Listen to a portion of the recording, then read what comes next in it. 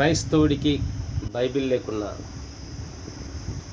హిందువుకి భగవద్గీత సత్సంబంధ పుస్తకాలు లేకపోయినప్పటికీ, ముస్లింలకి ఖురాను లేకున్నా జీవించగలరేమో. కానీ భారత రాజ్యాంగం లేకుండా మాత్రం ఈ భారతదేశంలో మనగలగడం చాలా కష్టం. అది కూడా రాజ్యాంగం అంటే ఇలాంటి రాజ్యాంగం కాదు. బాబాసాహెబ్ అంబేద్కర్ గారు సొంతంగా తన ఆలోచన విధానంతో రూపొందించినటువంటి ఇప్పుడు నడుస్తున్నటువంటి భారత రాజ్యాంగం మాత్రమే ఈ ప్రపంచానికి, భారతదేశానికి, ఈ ప్రపంచానికి ప్రామాణికం. అలాంటి రాజ్యాంగం అన్ని మతాలకు వారి మత గ్రంథాల కన్నా గొప్పదని నేను ఈ సందర్భంగా చెప్తున్నా. ఎందుకంటే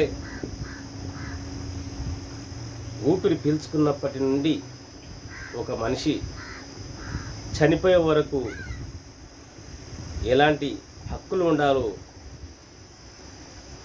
వారి అవసరాలు ఏంటో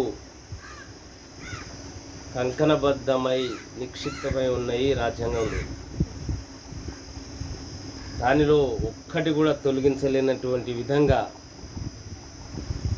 ఒక్కటి కూడా మార్చలేని విధంగా ప్రాథమిక హక్కుల నుంచి ప్రతిదీ కూడా సామాన్యులకేమి, సామంతులకేమి అందరికీ ఒకే విధంగా భారత రాజ్యాంగం హక్కులు కల్పించింది, వారి రక్షణనిచ్చింది. కాబట్టి ఇప్పుడు ఒక రాజకీయ పార్టీ రాజ్యాంగాన్ని మేము రద్దు చేస్తాం అంటుంది.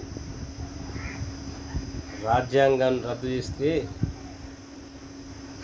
జరిగే నష్టం ప్రతి వ్యక్తికి తెలుసు. అయినా కూడా మేము నిద్రపోతాం, మూర్ఖుల్లాగా పడుకుంటాం, మేము ఏది చేయకూడదో అది చేస్తాం, ఎవడు రాజ్యాంగం మారుస్తా అంటే వానికే ఓటిస్తామంటే తర్వాత మన భవిష్యత్తు ఏంటి? మన జీవితం ఎటు పోతుంది, ఏమవుతుంది? కాబట్టి ఒకసారి ఆలోచించండి. మతానికి, కులానికి ఓటు వేస్తే మన జీవితాలు ఏమవుతాయి? కాబట్టి మిత్రులారా ఆలోచించండి. ఇప్పుడు మనం వేసే ఓటు కాదు, మన జీవితానికి వేటు.